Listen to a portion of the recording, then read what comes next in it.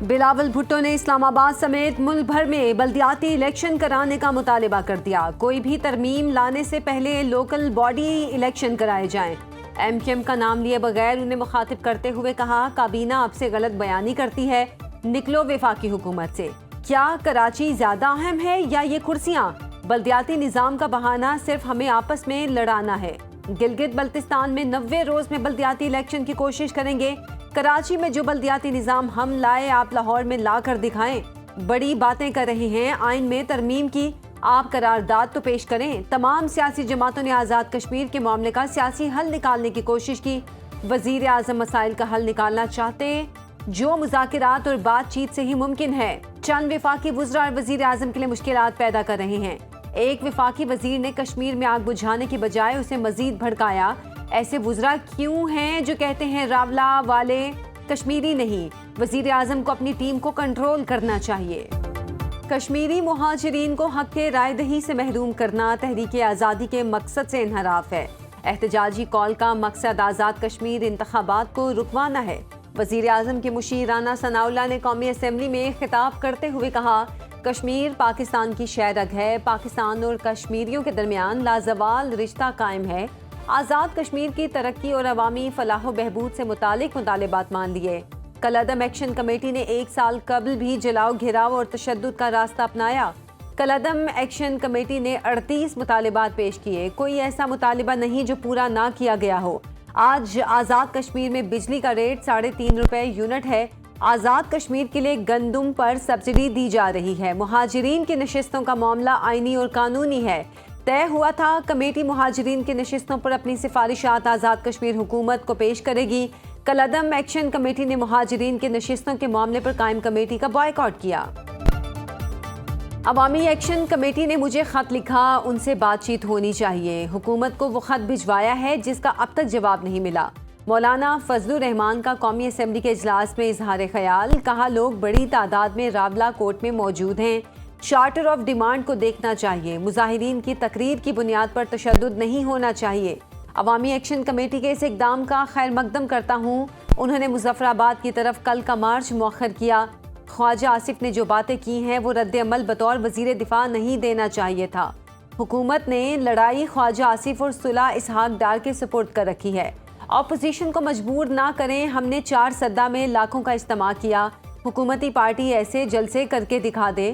ایوان میں بہت سی جذباتی باتیں ہوئی ہیں، یہ وقت تحمل و برداشت کا ہے، جذباتی رد عمل حکومت کا مقام نہیں ہوتا۔ ماضی میں سب سے غلطیاں ہوئیں، آئیں میثاق جمہوریت سائن کریں۔ وزیر دفاع خواجہ آصف کی اپوزیشن کو پیشکش۔ قومی اسمبلی اجلاس سے خطاب میں خواجہ آصف نے کہا، آئیں ماضی درست کریں، ایوان کا تقدس بحال کریں۔ 90 کی دہائی کی سیاست سب کے سامنے ہے، ماضی میں ہم سے بھی غلطیاں ہوئی ہوں گی۔ پی ٹی آئی دور حکومت میں ایوان میں کیا کیا نہیں ہوا، آدھے گھنٹے کے اندر 55 قوانین کو منظور کیا گیا۔ بانی پی ٹی آئی کے دور حکومت میں اپوزیشن سے کبھی بھی بات نہیں کی گئی۔ نون لیگ اور پیپلز پارٹی نے ماضی سے سبق سیکھا، تحریک انصاف نے سیاسی رواداری کے کلچر کو برباد کر دیا۔ بانی پی ٹی آئی نے سیاسی اور جمہوری روایات کو شدید نقصان پہنچایا۔ محمود اچکزئی تحریک انصاف کے درمیان بیٹھے عجیب و غریب لگتے ہیں۔ وزیر دفاع خواجہ آصف نے کشمیریوں کی توہین کی، پی پی رکن قومی اسمبلی راجہ پرویز اشرف کا نقطہ اعتراض۔ وزیر اعظم اور مولانا فضل الرحمان کے درمیان دلچسپ جملوں کا تبادلہ۔ شہباز شریف نے قومی اسمبلی اجلاس میں کہا، مولانا فضل الرحمان سے تنہائی میں جو باتیں ہوئیں وہ راز رہیں گی، قبر تک جائیں گی۔ مولانا فضل الرحمان نے کہا، میری آپ سے آج تک جو بھی گفتگو ہوئی ہے اجازت دیتا ہوں ایوان کو بتا دیں۔ وزیر اعظم نے کہا، اجازت کے باوجود رازداری کی باتیں سامنے نہیں لاؤں گا، میں نے یہ باتیں کر دیں تو بات بہت آگے تک چلی جائے گی۔ تنہائی کی باتیں وزیر اعظم نے بتائیں، نہ مولانا نے۔ وزیر اعظم نے ایوان میں اپوزیشن ارکان سے بھی مصافحہ کیا۔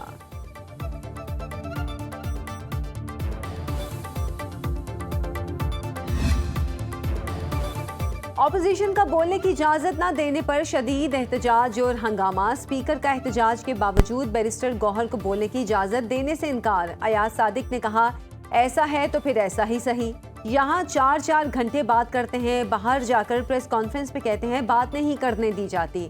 آپ لوگ پیناڈول کی طرح ہیں جس کا اثر 4 گھنٹے بعد اتر جاتا ہے۔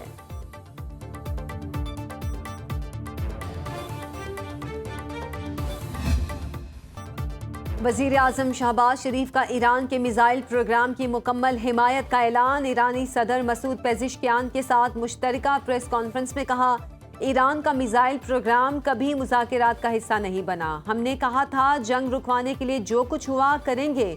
جنگ بندی اور MOU میں فیلڈ مارشل نے انتھک محنت کی۔ ایران کی کامیابی پاکستان کی کامیابی ہے۔ ایرانی صدر مسعود پیزشکیان نے کہا، پاکستان صرف ہمسایہ نہیں، بھائی اور عزیز دوست ہے۔ مذاکراتی عمل میں پاکستان نے بہترین کردار ادا کیا۔ ماضی قریب کے واقعات نے دونوں ملکوں کے قریبی رشتے کو نئی جہت دی۔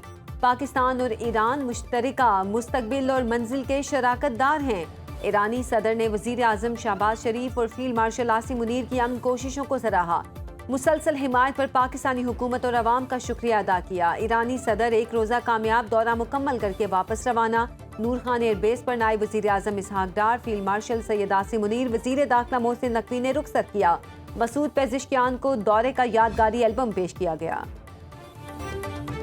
صدر مملکت آصف زرداری سے ایرانی صدر مسعود پیزشکیان کی ملاقات۔ دو طرفہ تعلقات، علاقائی امن و سلامتی، اقتصادی تعاون اور باہمی دلچسپی کے امور پر تبادلہ خیال۔ صدر آصف زرداری نے دورہ دونوں ممالک کے دیرینہ برادرانہ تعلقات اور ہر مشکل گھڑی میں ایک دوسرے کے ساتھ کھڑے رہنے کے عزم کا مظہر قرار دیا۔ اسلام آباد مفاہمتی یادداشت پر دستخط پر ایرانی صدر کو مبارکباد دی۔ صدر مسعود پیزشکیان نے حالیہ مشکل حالات میں پاکستان کی حمایت کو سراہتے ہوئے کہا، ایران پاکستان کے ساتھ تعلقات کو انتہائی اہمیت دیتا ہے، سیاسی، اقتصادی، سلامتی اور علاقائی شعبوں میں تعاون کو مزید وسعت دینے کے خواہاں ہیں۔ ملاقات میں ایرانی وزیر خارجہ عباس عراقچی، نائب وزیر اعظم Ishaq Dar, chairman Peoples Party Bilawal Bhutto, وزیر داخلہ محسن نقوی اور دیگر نے شرکت کی۔ فیلڈ مارشل سید عاصم منیر سے ایرانی صدر مسعود پیزشکیان کی ملاقات۔ خطے کی مجموعی صورتحال، امن کے فروغ اور کشیدگی میں کمی کے لیے جاری اقدامات پر تبادلہ خیال۔ ISPR کے مطابق ایرانی صدر نے خطے میں امن و استحکام کے قیام کے لیے پاکستان کے ذمہ دارانہ اور تعمیری کردار کو سراہا۔ مکالمے کے فروغ اور تنازعات کے پرامن حل کے لیے پاکستان کی کوششوں کو قابل تحسین قرار دیا۔ فیلڈ مارشل سید عاصم منیر نے علاقائی امن و استحکام کے لیے پاکستان کے غیر متزلزل عزم کا اعادہ کیا۔ پاکستان اور ایران کے دو طرفہ تعلقات کو مزید مضبوط بنانے پر زور، باہمی دلچسپی کے امور پر مشاورت جاری رکھنے اور دو طرفہ تعاون بڑھانے پر اتفاق۔ پاکستان اور ایران کا انسداد دہشت گردی، سائبر سیکیورٹی اور امیگریشن میں تعاون بڑھانے پر اتفاق۔ وفاقی وزیر داخلہ محسن نقوی سے ایرانی ہم منصب سکندر مومنی کی ملاقات۔ پاک ایران تعلقات اور امن معاہدے کے بعد خطے کی تازہ ترین صورتحال پر گفتگو۔ دونوں وزرائے داخلہ کا خطے میں کشیدگی کم ہونے پر اطمینان کا اظہار۔ محسن نقوی نے کہا، معاہدہ حکومت ایران کی مخلصانہ کوششوں کے بغیر ممکن نہ تھا۔ پاکستان ہمیشہ سے امن اور استحکام کا خواہاں رہا ہے۔ مشرق وسطیٰ میں دیر پا امن کے لیے پاکستان اپنی کوششیں جاری رکھے گا۔ ایرانی وزیر داخلہ نے ایران امریکہ مذاکرات میں پاکستان کے مخلصانہ کردار اور پاکستانی قوم کے بھرپور تعاون کو سراہا۔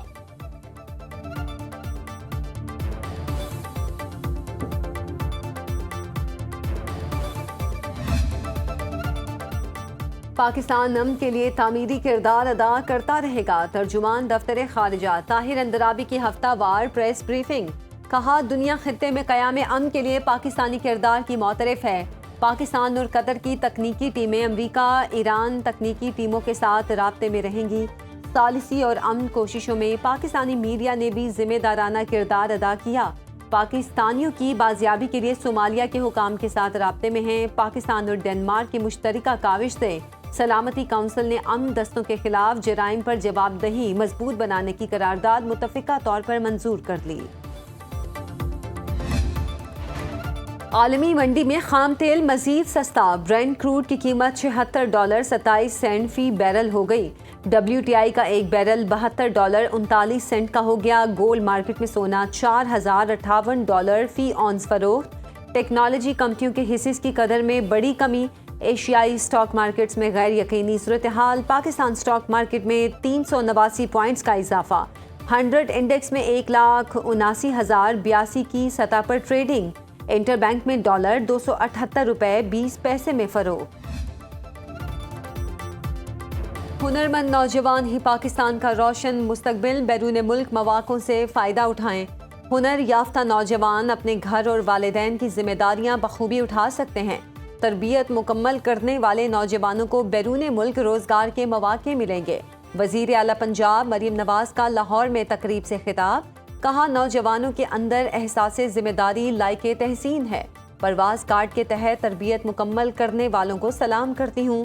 پنجاب حکومت 5 لاکھ سے زائد بچوں کو ہنر سکھا رہی ہے۔ بیرون ملک جانے والوں کو بہت کچھ سیکھنے اور مشاہدے کا موقع ملتا ہے۔ خیبر پختونخوا حکومت کا انسداد دہشت گردی کے لیے سیف سٹی کا دائرہ کار بڑھانے کا فیصلہ۔ بجٹ میں انسداد دہشت گردی کے لیے نئے سیف سٹی پروجیکٹس کی تجویز شامل۔ مختلف اضلاع کے لیے 5 ارب 80 کروڑ روپے مختص۔ پشاور میں کمانڈ اینڈ کنٹرول سینٹر کے قیام کے لیے 35 کروڑ روپے کا تخمینہ۔ منصوبے پر پہلے ہی 2 ارب روپے سے زائد خرچ کیے جا چکے ہیں۔ جنوبی وزیرستان، شمالی وزیرستان، اورکھزئی اور کرم میں فیز 1 کے لیے 1 ارب 80 کروڑ روپے مختص۔ فیز 2 میں خیبر، محمد اور باجوڑ تک سیف سٹی کا دائرہ کار بڑھانے کی تجویز۔ کوہاٹ، مردان اور سوات کے لیے 50 کروڑ، کرک اور ٹانک کے لیے 35 کروڑ مختص۔ مانسہرہ سٹی میں سیف سٹی منصوبے کے لیے ابتدائی طور پر 2 کروڑ روپے کی تجویز۔